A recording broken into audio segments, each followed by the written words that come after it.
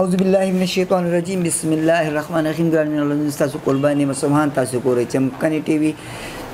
دا اته ریزلټ اناونس شو او پدې کې زموږ د ګورنمنت هایر سیکنډري سکول چمکني طالب علم عثمان ناصر په پری میډیکل کې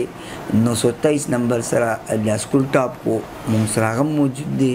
او ورسره د دې سکول کوم وایس پرنسپل عزیز احمد صاحب هم موجود دي دوه سره په دې باندې خبرې کوو. السلام علیکم بیٹا. وعلیکم السلام. بیٹا سبب الغواړي ټول نه پیدا ستاسو شکریا ادا کوم چې تاسو دلته زه مدعو کوم او دلته انټرویو د پاره د خبرو کولو موقع راکړه. زما محمد عثمان ناصر نوم دی او ما شهید مزمل گورنمنٹ کې 923 پری میډیکل کې کامیابی حاصل کړې ده الله فضل سره او دا د استادانو د مهنت او د الله تعالی فضل او استادانو مهنت او د مور پلار په دعاګانو سره نتیجه را. بیٹا مخکې پروګرام دی مخکې خو زما دغه چې میډیکل فیلډ ته لاړ شم ډاکټر جوړ شم. جی ها مهرباني. سر ستاسو د سکول د شایننګ سٹار دی ستاسو سکولي ټاپ کو ډېر د خوشحالۍ خبره ده سبب ویل غواړي په دې موقع. بسم الله الرحمن الرحیم.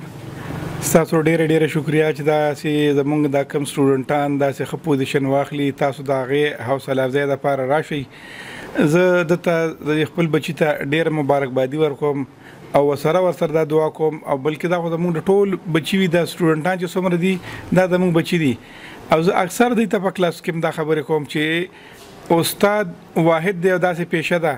چې هغه د خپل بچي چې د ځان نه په اوچت عهدو باندې ورشي نه هم په فخر کوي او خوشحالېږي پې نو زموږ دوی ته دعا دا ده چې الله پاک دی ول په ژوند کې ډېرې کامیابۍ ورکړي او دا چونکې زموږ ډېر ښه سټوډنټ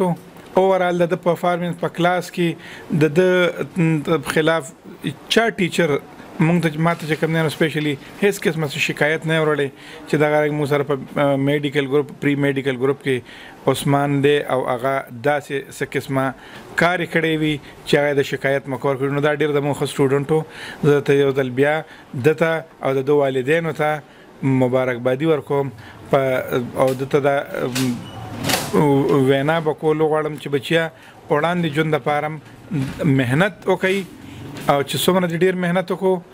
نو دغه عمره به ته ډېرې کامیابیانې درکوي او د نورو سټوډنټانو ته دا زموږ خواست دی ورته چې څنګه بچې تاسو ګورئ چې دا عثمان تاسو سره په کلاس کې ټاپ کړلو دومره ښه مارکس یې واخیستل نو تاسو ټولو کې دغه ټیلنټ شته دی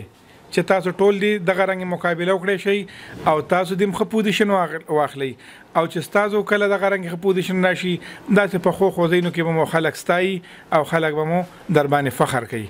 نو دا د مونږ فخر دی په ده باندې مونږ فخر کوو او الله پاک دی ولې په ژوند کې ډېرې کامیابۍ ورکړي. ډېره مننه مهرباني سر عزیز احمد صاحب دا ستاسو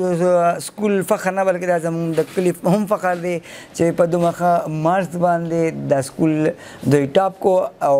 چمکني ټي وي هم د دوی د کامیابۍ لپاره دعاګو دی په دې خبر تاسو نه اجازه کوم د الله پامان.